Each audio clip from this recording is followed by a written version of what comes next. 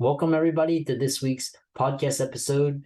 And as you know, we talk about freedom, so financial, location, time, emotional. And today I have a interesting guest. His name is Ashton Martin, and he's motivating through quality music. So he's a artist and he's creative, and it was gonna be all talking about the music industry, artistry, and go from there. So welcome, Ashton. Welcome. Thank you. Thank you. Thanks for having me as well. I appreciate it. Yeah. Um, yeah, I know we met through Podmatch, and what's interesting is we talk about, creatives and you having, music, and what I think is, a lot of independent artists that they're the most creative. So Mhm. tell us how you got started, and we'll go from there. Okay. I was pretty much raised around music. My dad was a songwriter, choir director. My grandmother also sung in a choir as well. My grandfather played the guitar. And my auntie was a gospel singer as well. So that's what kind of got me started in music itself. And I always had an early interest. Like my parents for Christmas, really all that I got was like CDs. That was like the thing for me as a child. Most children like want toys and things of that nature. I was always just wanting CDs and I was happy. And then from there it kind of grew into as I got older and started experiencing more things in life, I kind of picked up the writing method as far as like an outlet. That's what it began with. Just kind of like just expressing myself and expressing the things that I was dealing with. By middle school, I got into freestyling and actually starting the beginning stages of composing songs. And then after a while, it was just something that I had an interest for. About 2019 is when I say I always took my career. See, actually a little bit before that, I say 2017 is when I started to take my career serious. Is that actually being a career?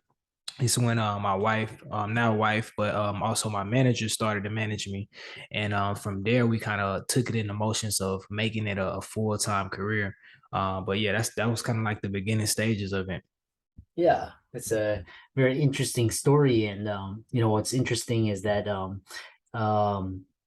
one thing is talking about music, and then what uh what is your creative process?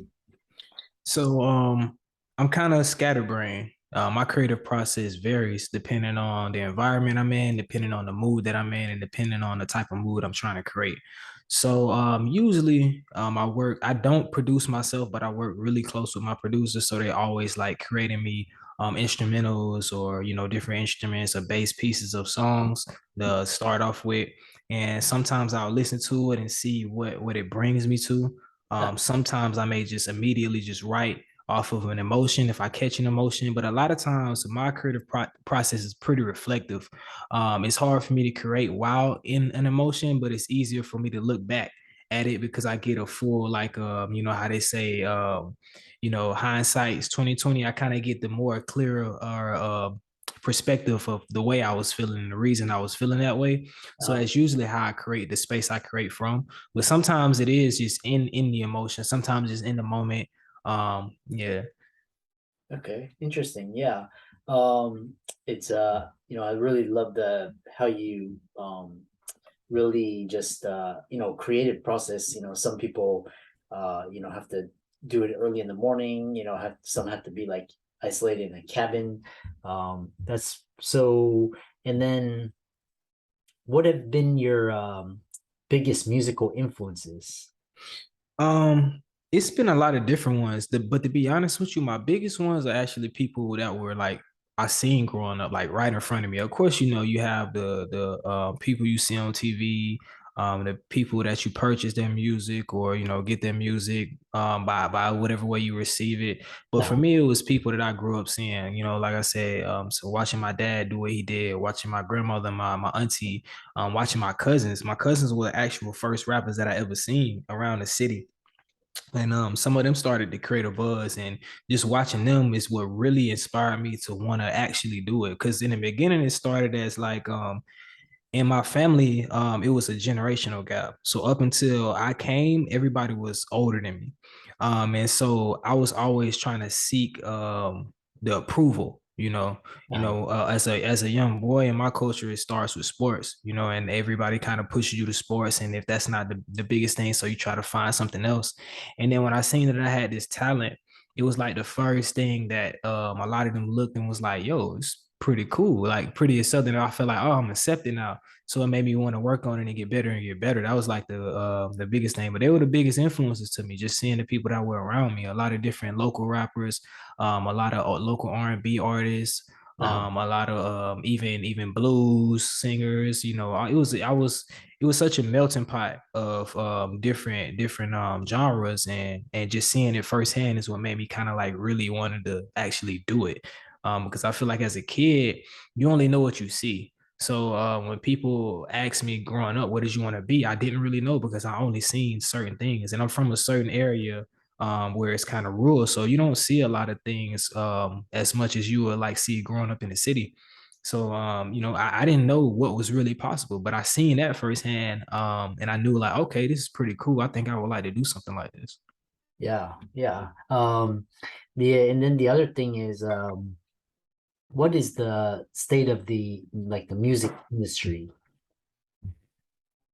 So the music industry is in a very unpredictable state, I feel, because I think people are starting to realize what the music industry truly is. I think before it was kind of seen as this big, like this big black veil of people that you don't really know that control everything. But really, the big execs and the big A&Rs are only like maybe 5 to 10% of what the industry actually is, and the industry really is just the artists and the people and the consumers.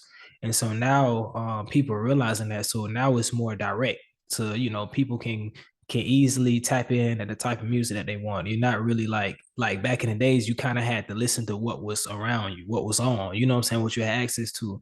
Now you have access to anything. So it's like I feel like it's so many different ways, so many different lanes. And then like you got genres now, but it's so many multiple genres within genre. Like even saying like me, what I do, rap and hip hop, it's so many different genres inside of hip hop. It's kind of like it makes room for everybody, because even though you may do it, it's like if the more unique you are with it, the more it sets you apart. And it kind of like it's easier now to build like a cult fan base or a core fan base.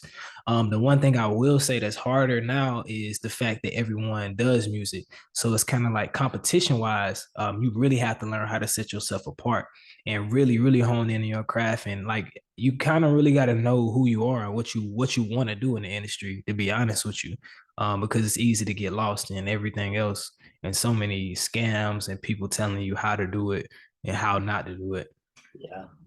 What is life as an independent artist like?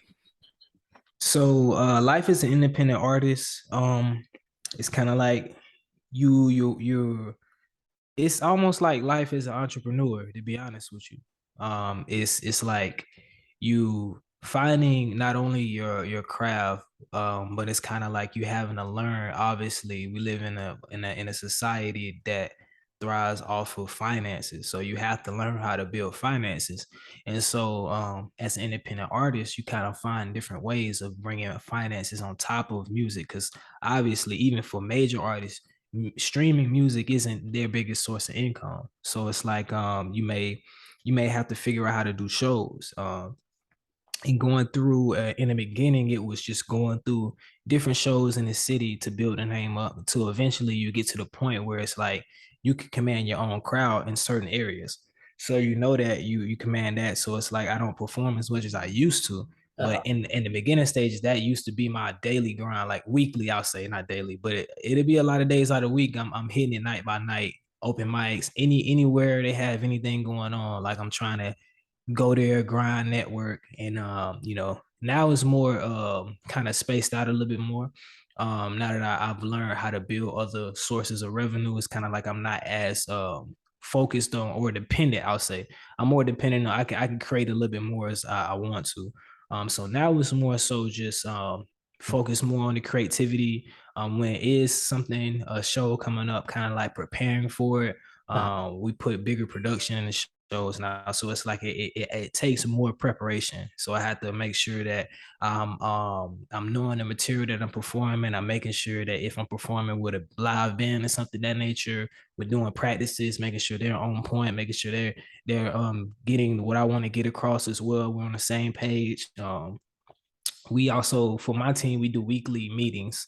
So the weekly meetings for us is really just a like team building, like making sure that everybody's staying motivated, because I think throughout the day as an independent artist, that's the biggest thing, is just making sure that you stay motivated, because it's so easy just to lose that motivation, because as creatives we have a certain type of mind. It's like it's almost on the brink of like genius and insanity. It's like you constantly are right there. So it's so easy to like fall into depression and anxiety that you have to make sure that you keep a watch on your mental health, especially if you don't have nobody that's kind of helping you. So we kind of help each other on that. We also have one-on-ones. My manager conducts one-on-ones with each one of us, just talking about individual goals, things of that nature. And then we also have like team building, just exercises. Sometimes that'll be us meeting up, because half of my team is here in Atlanta, the other half is back in Florida where I'm from.